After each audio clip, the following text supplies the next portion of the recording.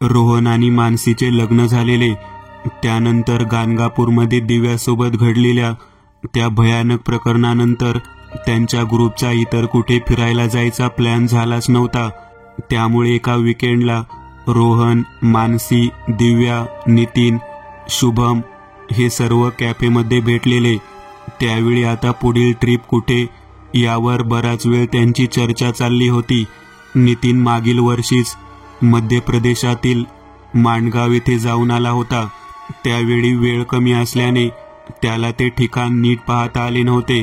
त्यामुळे त्याने सगळ्यांसमोर मंडूला जायचा प्रस्ताव ठेवला. या सर्वांनाच ऐतिहासिक ठिकाणांची आवड असल्याने सर्वांनीच ते मान्य केले. यावेळी शुभम म्हणाला, नितीन, आपण चाललो आहे मंडूला, पण तिथे नक्की काय आहे? नितीन म्हणाला, अरे मंडू हे मिनी हॅपी समज. एका डोंगरावर एक जुने शहर आहे. तिथे अत्यंत जुन्या काळातील वाडे, महाल, मस्जिद सर्व काही एकदम नीट जतन करून ठेवलेले आहे. तिथले महाल इतके मोठे आहेत की एक महाल पाहायला अर्धा दिवस लागतो. तिथे असे कित्येक महाल आहेत. तिथल्या स्थानिक लोकांनी राहायची सोय केलेली आहे. त्यामुळे बरेच लोक तिथे मंडूमध्येच मुक्काम करतात, कारण पूर्ण मंडू पाहायला 3 दिवस देखील कमीच पडतील. यावर दिव्या म्हणाली, भारीच की मग. आपल्याला जसे ठिकाण हवे तसेच आहे हे ठिकाण. सुट्ट्या वगैरे सर्व काही पाहून त्यांनी एक तारीख ठरवली. अजून 1 महिन्याने ते जाणार होते. रोहन म्हणाला, ठीक आहे मग. नितीन, तू बस तिकीटचे पहा. बाकी काय नेहमीच्या तयारीने निघू. 4 दिवसांचा प्लॅन करू. इंदोरला गेल्यावर झुमकारवरून एखादी गाडी घेऊयात रेंटवर. ठरलेल्या दिवशी ते सर्व इंदोरच्या दिशेने निघाले. रात्रीची बस असल्याने सकाळी ते इंदोरला पोहोचले. राहायचे ठिकाण ते थेट मंडूला जाऊनच शोधणार होते. मग तिथूनच झुमकार बुक करून ते गाडी घेऊन मंडूला निघाले. दुपारी ते मंडूला पोहोचले. तिथे त्यांनी आधी फिरायचे ठरवले. मग संध्याकाळी ते एखादा होमस्टे पाहणार होते. दुपारी ते सर्व हिंदोळा महाल पाहायला गेले होते. बराच मोठा महाल असल्याने ते एकत्रच फिरत होते. भर पावसाळ्याचे दिवस असल्याने तिथे फार गर्दी नव्हती. अशातच शुभमला एक कोपऱ्यात जमिनीखाली जाणारे तळघर दिसले. त्यावर जमिनीला समांतर लोखंडी दरवाजा होता. त्याला कडी देखील होती आणि त्या कडीला असलेले कुलूप उघडेच होते. शुभम म्हणाला, ते बघा रे, तो कसला तरी तळघराचा दरवाजा दिसतोय. बहुतेक इथल्या लोकांनी कुलूप लावताना नीट लावलं नाही, त्यामुळे ते कुलूप उघडेच राहिले असेल. आपण पाहायचं का आत काय आहे ते? नितीन म्हणाला, हो, पाहूया ना. अशी संधी सारखी मिळत नाही. असे म्हणून त्यांनी तो दरवाजा उघडला. आत पायऱ्या होत्या. टॉर्चच्या उजेडात ते आत उतरले. कोणाला कळू नये म्हणून दिव्याने मागून तो दरवाजा ओढून घेतला. तळघर साफ होते. तिथले लोक त्याची योग्य निगा राखत होते. ते तळघर फार मोठे असे नव्हते, पण जुन्या काळात काही सामान ठेवायची ती जागा होती. तिथे पाहण्याजोगे काही नव्हतेच. त्यामुळे ते परत निघाले. नितीन दरवाजावर ढकलू लागला, पण तो उघडतच नव्हता. त्याने बराच प्रयत्न केला, पण तो दरवाजा उघडला नाही. नितीन म्हणाला, अरे, दरवाजा बाहेरून बंद झाला वाटतं. ती कडी आपोआप पडली असेल. घाबरतच दिव्या म्हणाली, मग आता आपण असेच अडकून राहणार इथे? नितीन म्हणाला, आपण इथून हे दार वाजवत राहू. कोणी ना कोणी आवाज ऐकेलच ना. शुभम म्हणाला, हो, बरोबर आहे. घाबरून नको जायला. इतके काही झालेले नाही. इथे लोक येतच असतात, त्यामुळे कोणीतरी ऐकेलच आवाज. नितीन, तू वाजवत राहा दार. रोहनने मोबाईलमध्ये पाहिले. तिथे अजिबात रेंज नव्हती. चांगली गोष्ट ही होती, तिथे हवा येत होती. त्यामुळे श्वास घ्यायला कोणताही त्रास होत नव्हता. बराच वेळ ते दार वाजवत राहिले, पण कोणीच येत नव्हते. कदाचित वर्दळ कमी असल्याने त्या बाजूला कोणी फिरकलेच नाही. संध्याकाळचे 6 वाजून गेलेले. नितीन म्हणाला, मला वाटते आता कोणी इथे येणार नाही. आजूबाजूला काय मिळतंय का ते पहा. आपण या दाराच्या बिजागरी तोडूयात. आजूबाजूला पाहताना रोहनला एक छिन्नी मिळाली. बहुतेक तिथे काही काम करणाऱ्या मजुरांची होती. रोहनने ती छिन्नी नितीनला दिली. नितीन आणि शुभम छिन्नीने ती बिजागरी सरकवायचा प्रयत्न करू लागले. जवळपास 4 तास प्रयत्न केल्यानंतर बिजागरी सरकली आणि तो दरवाजा उघडला. ते सर्वजण बाहेर आले. रात्रीचे 11 वाजून गेलेले. ते तसेच त्या महालाच्या मुख्य दरवाजाकडे निघाले, पण तो दरवाजा बंद होता. त्यांनी बराच वेळ ते दार ठोठावले, पण काहीच प्रतिसाद मिळाला नाही. रोहन म्हणाला, मला वाटते आपण दुसरा कुठला तरी रस्ता शोधू, कारण हा मुख्य दरवाजा कोणी उघडणार नाही. सर्वजण वेगवेगळ्या दिशांना पाहू लागले, पण तो महाल खूपच मोठा होता. मुख्य तटबंदीची कुठेही पडझड झालेली नव्हती. महालात काही बांधकामे शिल्लक होती, त्यामुळे बाहेर पडायला एकमेव मार्ग होता तो मुख्य दरवाजा. इतर कसलाही उजेड नव्हता. त्यांच्या मोबाईलच्या टॉर्चच्या उजेडामध्ये ते एका ठिकाणी बसले होते. नितीन म्हणाला, मला वाटते आजची रात्र आपल्याला इथेच काढावी लागणार. त्यात आज अमावास्या आहे, त्यामुळे चंद्राचा थोडा पण उजेड नाहीये. दिव्या म्हणाली, बरं झालं, नेहमीच्या सवयीने बॅगमध्ये शेंगदाण्याची लाडू आणले आहेत. रात्री ते खाऊन बसता येईल, नाहीतर भुकेने वाट लागली असती. मानसी म्हणाली, तुला फक्त खायचं सुचतं ना दिव्या. इथे पूर्ण रात्र या महालात काढायची आहे, त्याचं काहीच नाही वाटत का? रोहन म्हणाला, यात आपल्याला काही नवीन आहे. आपल्याला गड किल्ल्यांवर आपण कितीतरी वेळा राहिलो आहे. हा तर महाल आहे. किती वेगळा अनुभव आहे हा. नाहीतर आपल्याला अशा जुन्या महालात कोणी राहू दिले असते का? शुभम म्हणाला, ते सगळं ठीक आहे, पण आपण आत बसूयात, कारण आता पाऊस येईल असं वाटत आहे. मग ते सगळे महालाच्या एका भागात आले. त्या महालाचे 3 मोठे भाग होते. प्रत्येक भाग दुमजली होता. आत दगडी बांधकामाच्या खोल्या होत्या. तो महाल अत्यंत भव्य आणि सुटसुटीत बांधलेला. महालाच्या एका खोलीमध्ये ते सर्वजण बसलेले. त्या खोलीला 3 मोठे दरवाजे होते, पण आता ते उघडेच होते. मानसीच्या कानावर कसला तरी आवाज पडल्याने तिने एका दरवाजाकडे पाहिले. तिथून तिला कोणीतरी स्त्री या बाजूकडून दुसऱ्या बाजूला चालत जाताना दिसली. मानसी तिकडे बोट दाखवत म्हणाली, तिथे कोणीतरी आहे. नितीनने तिथे पाहिले आणि पुन्हा तो मानसीला म्हणाला, कुठे? मानसी म्हणाली, अरे बाई होती कोणीतरी, त्या बाजूला गेली. नितीन आणि शुभम उठले आणि ते त्या दिशेला गेले, पण बाहेर त्यांना कोणीच नाही दिसले.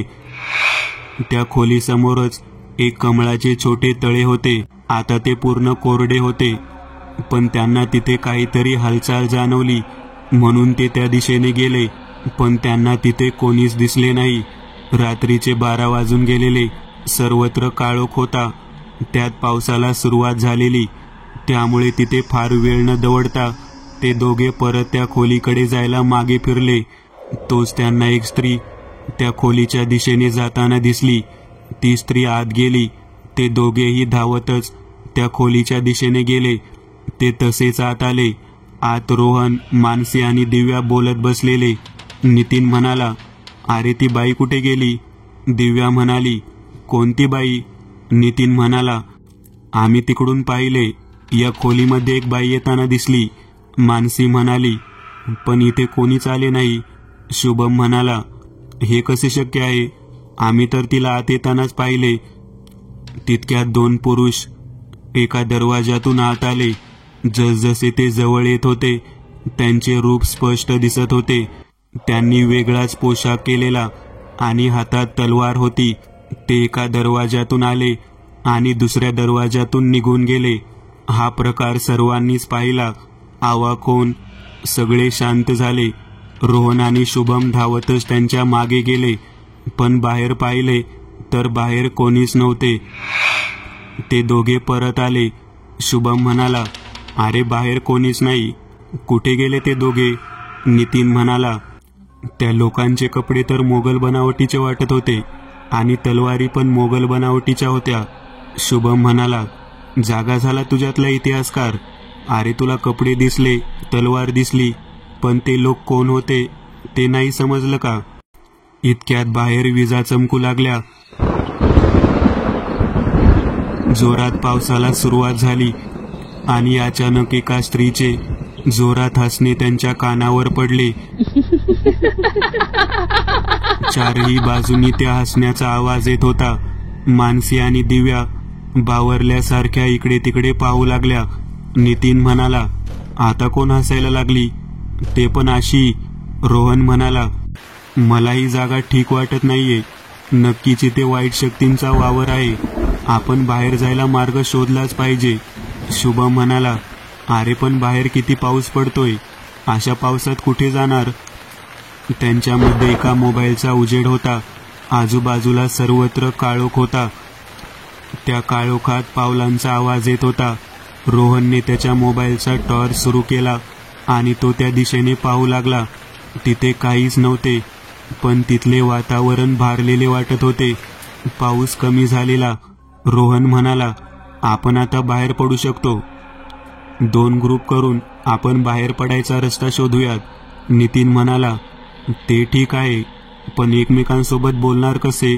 मोबाईलला बिलकुल रेंज नाहीये. विचार करून रोहन म्हणाला, रस्ता मिळाला किंवा नाही मिळाला तरी बरोबर 20 मिनिटांनी आपण इथेच भेटायचे. शुभम म्हणाला, हां हे ठीक आहे. मी, नितीन आणि दिव्या एका बाजूला जातो आणि तुम्ही दोघे एका बाजूला जा. ते सर्व ठरल्याप्रमाणे रस्ता शोधायला बाहेर पडले. दिव्या, नितीन आणि शुभम एका बाजूने चालले होते. त्यांना तटबंदीमध्ये एक दरवाजा मिळाला, पण तो देखील बंद होता.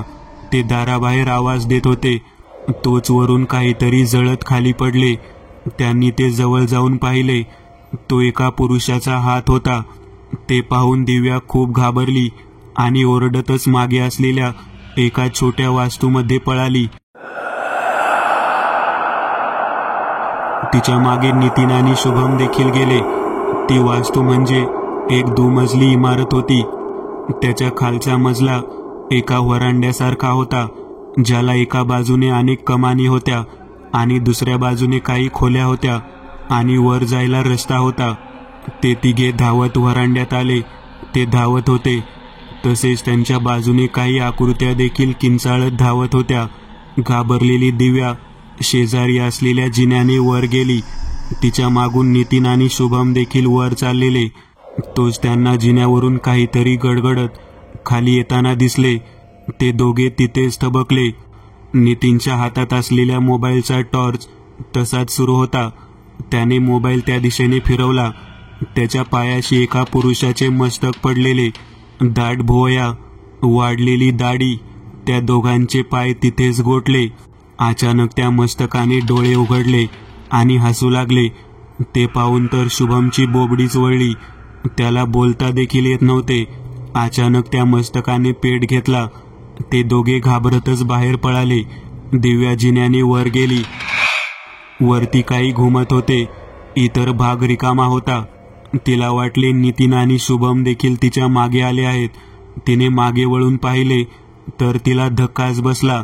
जिन्याच्या दारात एक स्त्री उभी होती. तिची पाठ दिव्याकडे होती. दिव्याने हातातील मोबाईलचा टॉर्च तिच्या दिशेने फिरवला.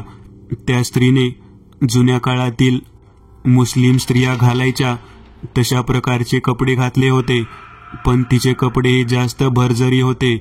तिच्या पेहराव्यावरून ती कोणीतरी महत्वाची व्यक्ती असावी असे वाटत होते.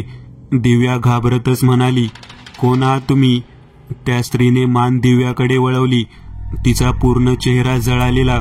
डोळ्याच्या जागी फक्त काळे खड्डे होते. ते दृश्य पाहून तर दिव्या पूर्ण भेदरली आणि तिथेच बेशुद्ध होऊन कोसळली. तिकडे रोहन आणि मानसी अंधारात वाट काढत चाललेले. अचानक मानसीच्या कानाजवळ एक आवाज आला. ती थबकली. तिने मागे वळून पाहिले. मागे काहीच नव्हते. रोहन म्हणाला, काय झालं ग, का थांबली?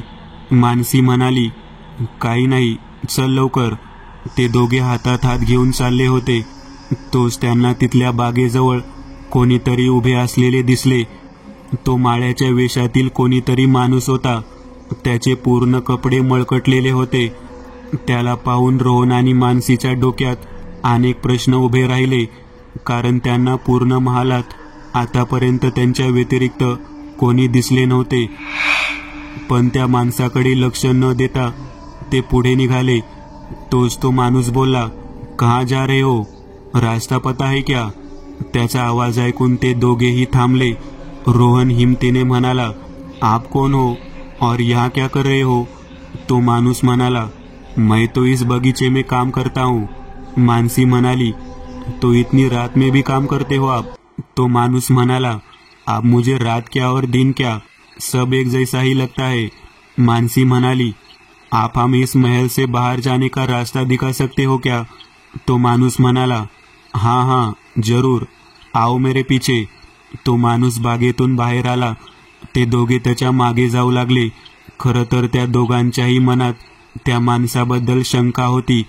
त्यामुळे त्याच्यावर पूर्ण विश्वास न ठेवता ते दोघे सावधपणे त्याच्या मागे चालले होते.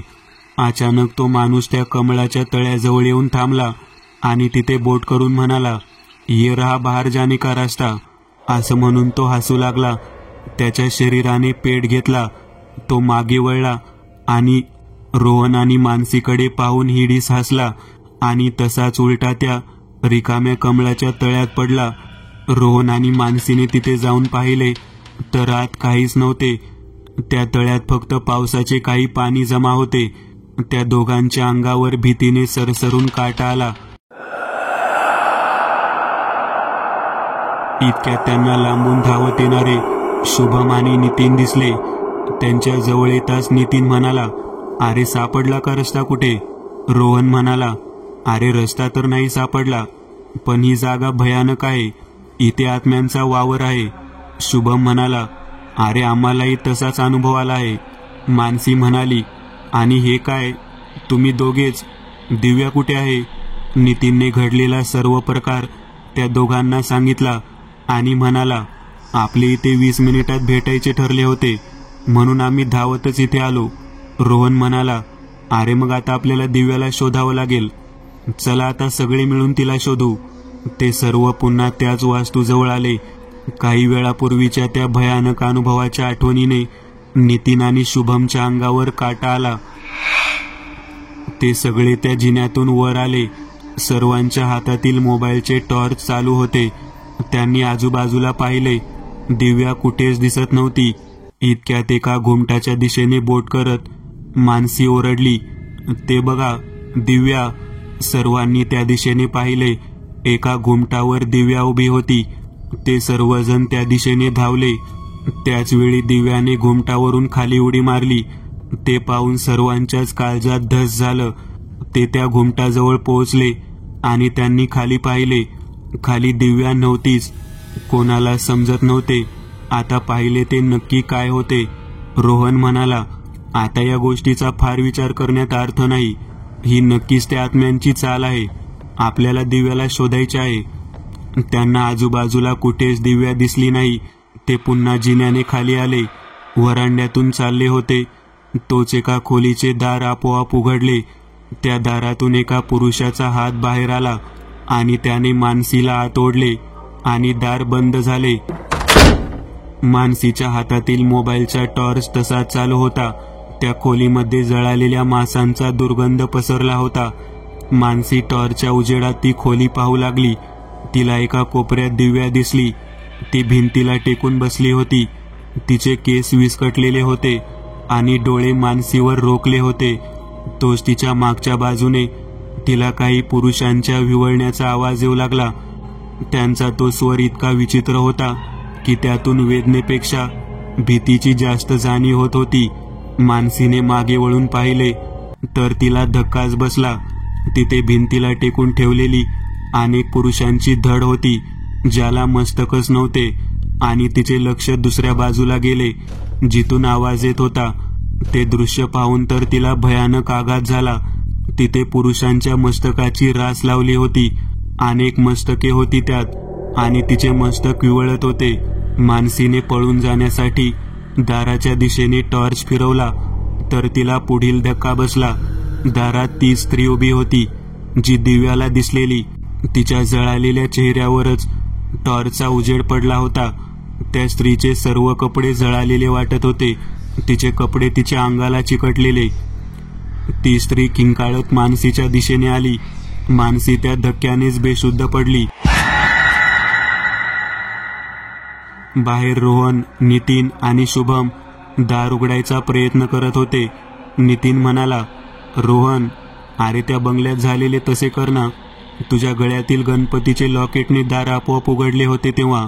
रोहन म्हणाला, अरे पण ते लॉकेट मानसीकडे आहे. नितीन म्हणाला, तरी तिला आत्म्याने आत ओढले, हे कसं शक्य आहे? रोहन म्हणाला, अरे जे आत्मे मरायच्या आधी एखाद्या शक्तीला मानत असतील, मेल्यावर त्याच शक्तीला ते घाबरतात. कदाचित आपला सामना ज्यांच्याशी होतोय त्यांनी गणपतीला मानलेच नसेल. आपण यावर नंतर चर्चा करू. आधी आपल्याला हे दार तोडायला हवे. ते तिघे मिळून दार तोडत होते. बराच वेळ प्रयत्न केल्यावर त्या दाराची एक बिजागरी निखळली. एक दार तुटून आत पडले. ते तिघे आत आले. आत त्यांना मानसी आणि दिव्या दिसल्या. दोघीही बेशुद्ध होत्या. रोहनने मानसीला उचलून घेतले. शुभम आणि नितीनने दिव्याला बाहेर व्हरांड्यात आणले. बाहेर जमा झालेले पावसाचे पाणी त्यांच्या चेहऱ्यावर मारले. हळूहळू दोघी शुद्धीत आल्या. रात्रीचे 3 वाजून गेलेले आणि पुन्हा एकदा पावसाने जोर धरला होता. विजा कडाडू लागल्या होत्या. ते सर्वजण त्या व्हरांड्यातच बसलेले. रोहन म्हणाला, दिव्या, तू इथे कशी आली? दिव्याने घडलेला सर्व प्रसंग त्यांना सांगितला आणि म्हणाली, मी जमिनीवर कोसळते असे मला जाणवले आणि त्यानंतरचे काहीच आठवत नाही. रोहन काही बोलणार इतक्यात त्याला शुभमचा आवाज ऐकू आला. सर्वात कडेला बसलेल्या शुभमला कोणीतरी ओढत नेत होते. कोण होते ते दिसत नव्हते, पण शुभम खेचला जात होता. नितीन त्याच्या मदतीला धावला. इतक्यात तो देखील हवेत उचलून लांब फेकला गेला. दिव्या आणि मानसी नितीनकडे धावल्या. रोहन शुभमकडे गेला. त्याला थांबवायचा प्रयत्न करू लागला, पण शुभमला खेचणारी शक्ती खूप जास्त होती. त्यामुळे तो रोहनच्या नजरेच्या टप्प्यातून बाजूला गेला. इतक्यात रोहनला मानसी आणि दिव्याची आठवण झाली. तो परत मागे आला. तिथे पाहिले तर तिथे कोणीच नव्हते. रोहनला धक्काच बसला. तितक्यात त्याला दूर कुठून तरी मानसीचा आवाज ऐकू आला. रोहन त्या दिशेने धावत निघाला.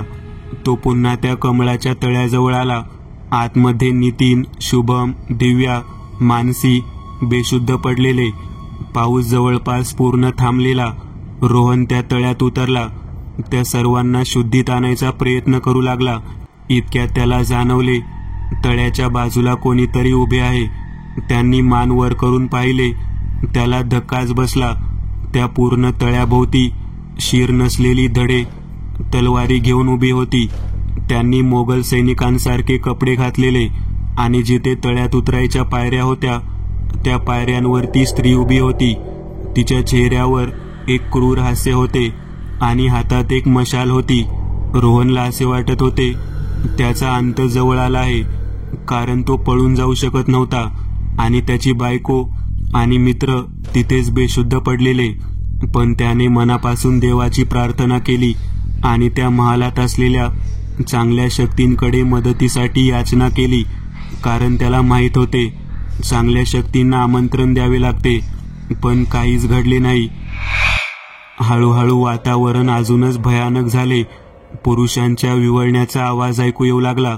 रोहनला पुन्हा धक्का बसला, कारण आता तिथे असलेल्या त्या प्रत्येक धडाशेजारी मस्तक पण होते आणि त्या मस्तकामधूनच तो आवाज येत होता. हळूहळू ती स्त्री पायऱ्या उतरून तलावात उतरली आणि आता रोहनच्या जवळ येऊ लागली.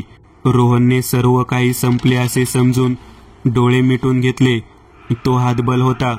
इच्छा असून पण काहीच करता येत नव्हते. इतक्यात त्याच्या बंद डोळ्यावर प्रकाशाचा एक झोत पडला. तो प्रकाश इतका प्रखर होता की डोळे बंद असून देखील त्याला त्याची जाणीव झाली. त्याने डोळे उघडले. त्याला धक्काच बसला. जिथे तो गुडघ्यावर बसलेला त्याच्या आजूबाजूला 5 भरदार शरीराचे पुरुष तलवारी घेऊन उभे होते. पण हे लोक वेगळे होते. यांच्या अंगावर पांढरा अंगरखा होता, कमरेला शेला होता, डोक्याला पागोटे गुंडाळलेले आणि कपाळावर भंडारा लावलेला. सर्वांना पिळदार मिशा होत्या. त्यांच्या चेहऱ्यावर एक तेज होते. त्या सर्वांच्या अंगातून तेजोशिखा निघत होत्या. ते पुरुष रोहन आणि त्याच्या मित्रांना वेढा देऊन उभे राहिलेले. रोहन त्यांचे ते रूप पाहतच राहिला. त्यांच्याबद्दल त्याच्या मनात एक जवळीक दाटून आली. त्याच्या मनात जी भीती दाटलेली ती केव्हाच दूर गेली होती.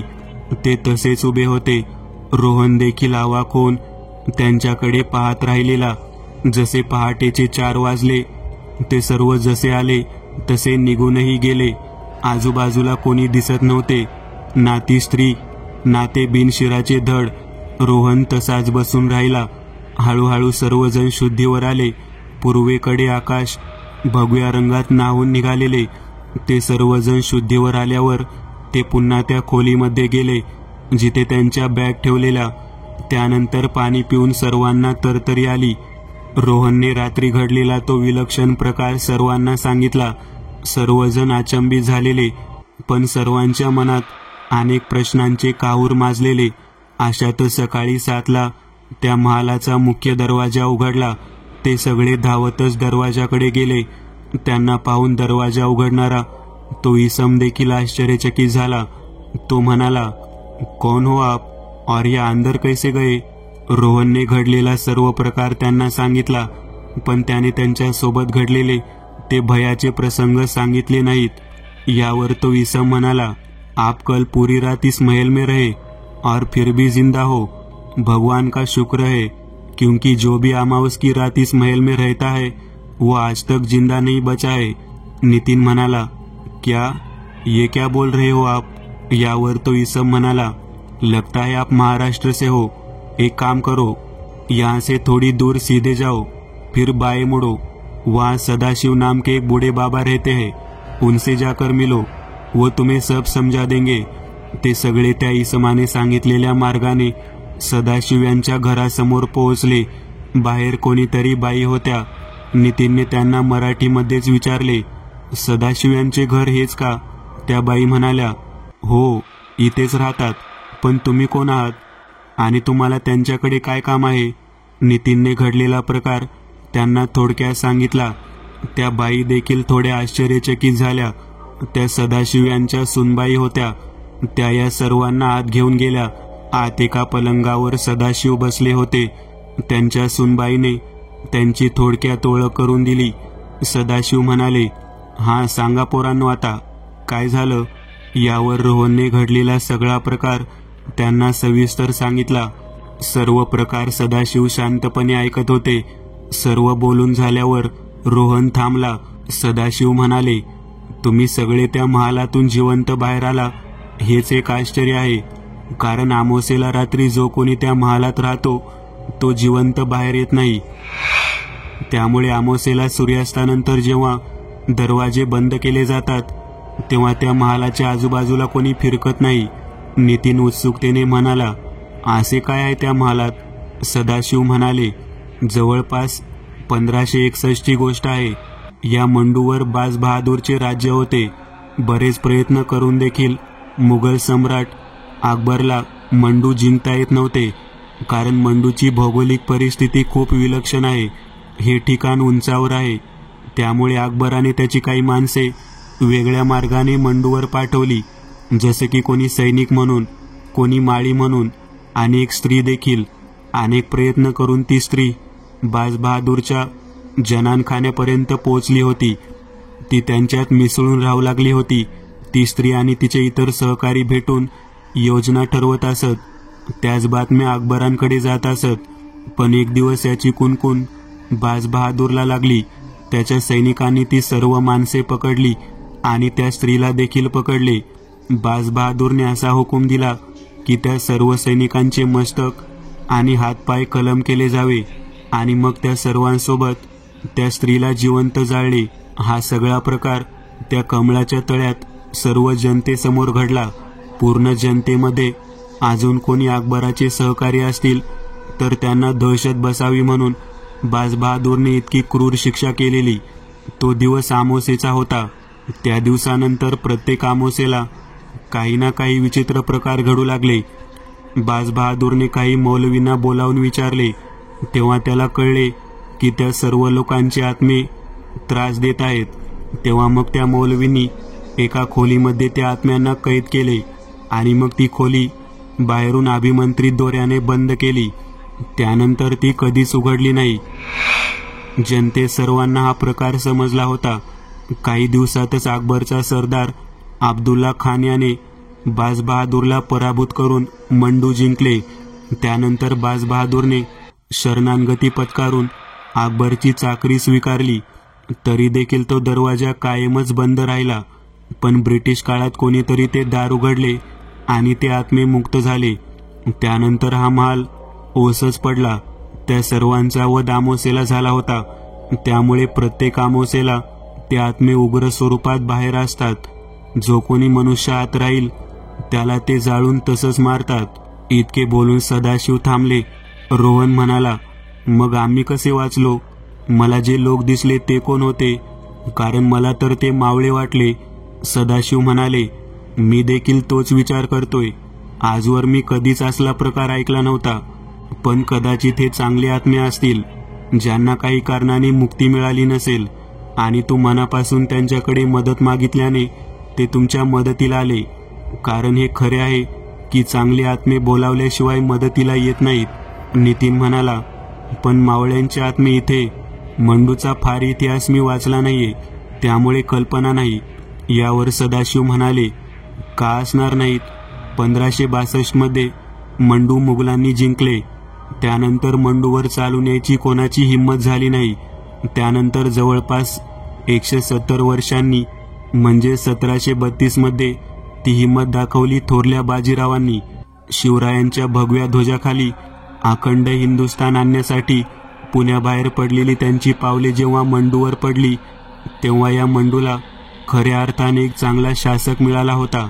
मंडू स्वराज्यात आणण्यासाठी इथे मोठी लढाई झालेली.